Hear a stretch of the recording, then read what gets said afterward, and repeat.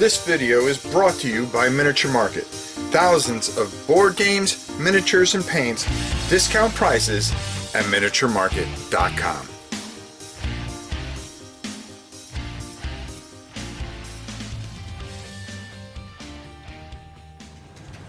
Hey everybody, it's your old pal Rob. Today we are going to be talking about the winners and losers from Gen Con 2022.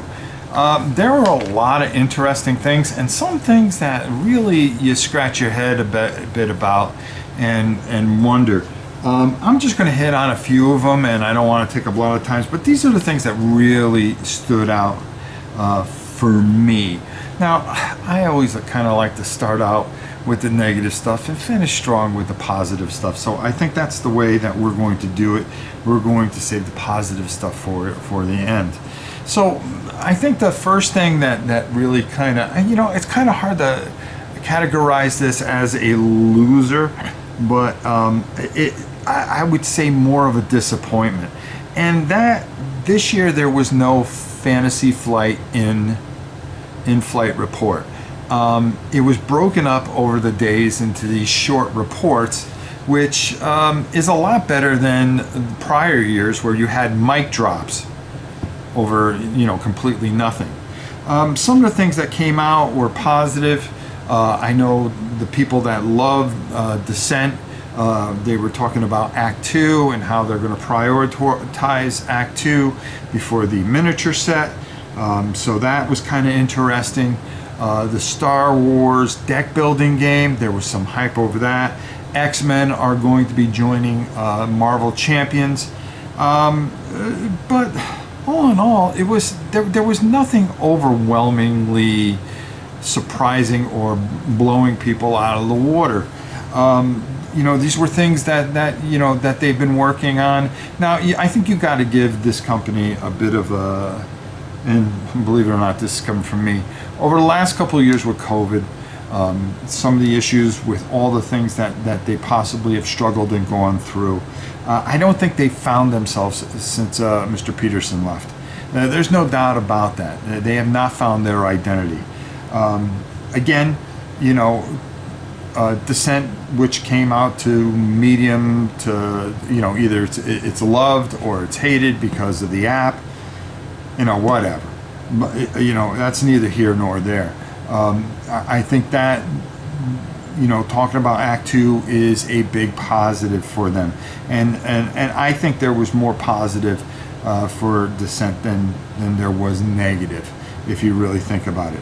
For me, I don't even have to go into it, but, it was just, it felt really weird not having the in-flight report. And the reason for this is that everything that they talked about over the 4 days, which was really kind of weird, could have been summed up in about an hour presentation. And maybe it was to do something a little different, to put a new spin on it, but I think this is hurting the company more than helping the company. One of the most traditional things was the in-flight report. And now that it was this menagerie, I don't think it worked. And I think you come out on the negative end of things. And plus a lack of really just something new, something different. It just wasn't there. It just wasn't there for them. And I think they had a tough Gen Con, as far as I'm concerned at least. Let's hope that things get better, or they get somebody in that position that really knows where they want to take Fantasy Flight, because right now it seems like it doesn't know where it wants to go, even with the 25th anniversary of Twilight Imperium. Another big negative to Gen Con 2022, and I think, was the lack of the Kingdom Death Monster booth. That is one that over the years that I have gone to, and when they first opened, there was a line 9 miles, okay, trying to get stuff, trying to talk to Adam Poots. I think with all the things that are going on with that company, them not being there, I think it hurt them not being there. I think being able to face your fans and talk to your fans and you know, intermingle with people from your booth, selling your product, having things there at Gen Con would have really helped mend a lot of fences. And you could have answered the question about that treasure trove for everybody, and you know, been there. You could, if you felt you did something wrong, you could have apologized. You know, people are very forgiving, and people are very good, and would have supported any kind of decision that you came up with if you just faced them. But no booth, no site, you know, as far as I've heard. I think it kind of hurt you. It hurt you pretty good. But those were the couple of negative things that I really felt came out of this. But the positive things,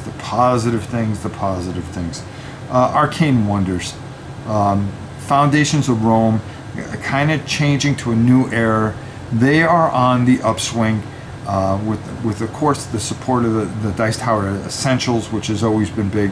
I think this company's headed in the right direction. Not that it wasn't before, but I think they're headed to bigger things. And I think that's the best way to put it.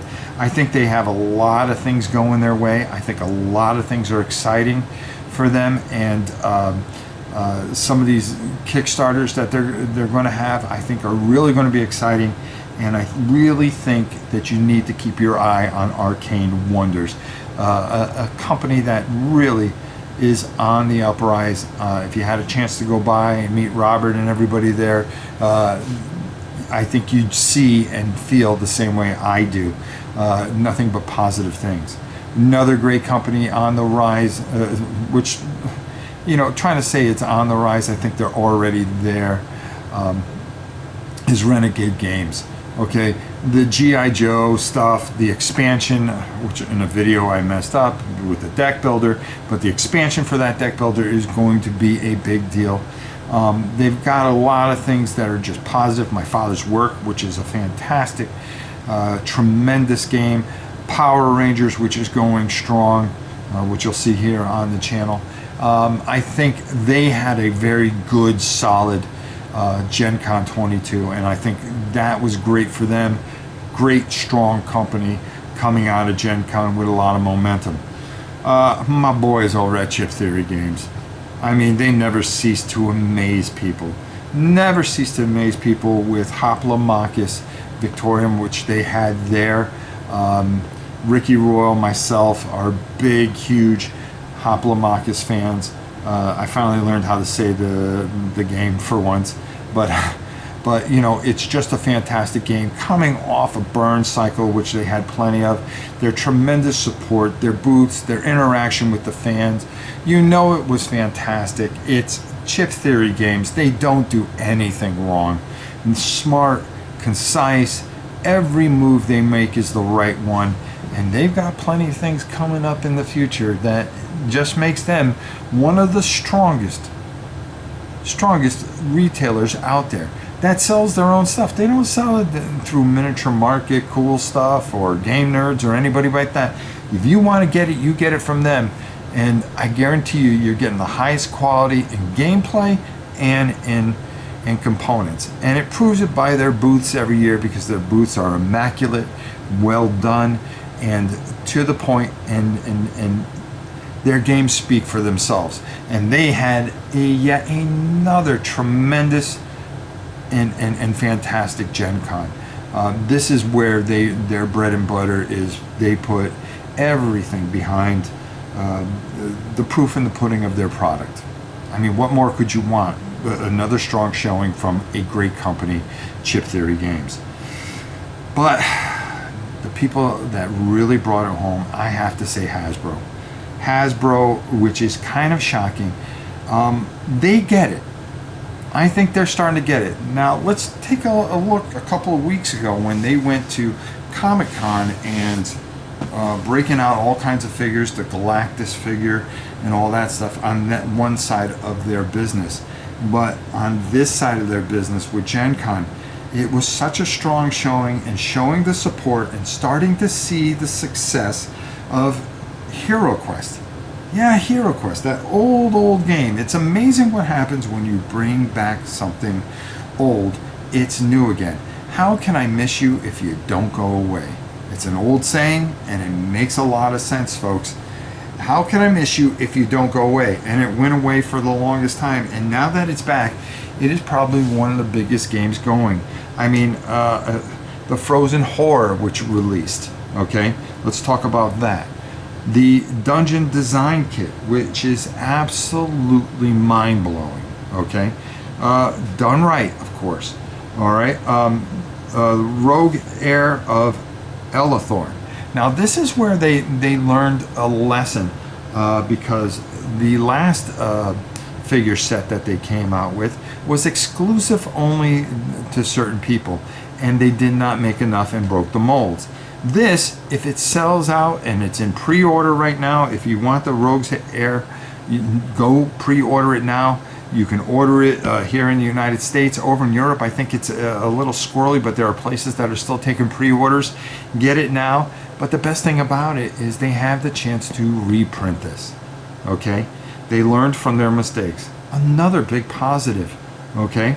And then the announcement at Gen Con of Mage of Mirrors, a really exciting set that is, again, you know, you just broke out with Frozen Horrors, and then you're going to lead into 2023 with this masterpiece. This shows their commitment to Hero Quest for all you fans out there, and there's a lot of you out there. They don't expect, you know, they didn't expect this. I just don't think Hasbro understands how big this game is, but they're starting to get it, and you see it here at Gen Con, and this makes them the big winner because, boy, wouldn't that be a great lesson by GW to reprint Warhammer Quest and do all the things right and just print money the way Hasbro's doing. They came out the winners because they see what they have, they're starting to grasp it, and they are reacting to it. So expect tons and tons of great content for Hero Quest, and this Gen Con, they went all in and showed their commitment to it, which is exciting for Dungeon Crawl fans everywhere. And I think this is a fantastic way. You can actually, also was released, you can download the app so you can play solo the Frozen Horror. It's available as we speak right now. And I have to give Hasbro my hats off, and big winner of Gen Con 2022. So, it looked like it was a fantastic time. Next year, I'm going to make sure I'm there, folks. But I paid close attention to all the news and all the going-ons. And thanks to Candace for all her information that she handed out. Another great job by her. And, of course, really looking forward to Gen Con 2023, which I will be there, and I'll be delivering some receipts to some individuals, and I hope they didn't think I forgot. But I am excited, and I cannot wait and to see what is coming and going on in the rest of this year. Gen Con, another fantastic success, and a lot of great stuff coming out of it. More news to break as we go, and I look forward to talking to you all very soon. So until next time, it's your old pal Rob saying, we'll see you soon, everybody. And don't forget, we'll be doing some Hero Quest after we get done with Warhammer Quest. Kind of same game, but don't worry about it. You know, you do the big brother, then the little brother. And we'll be having a lot of fun with it. Take it easy, everybody.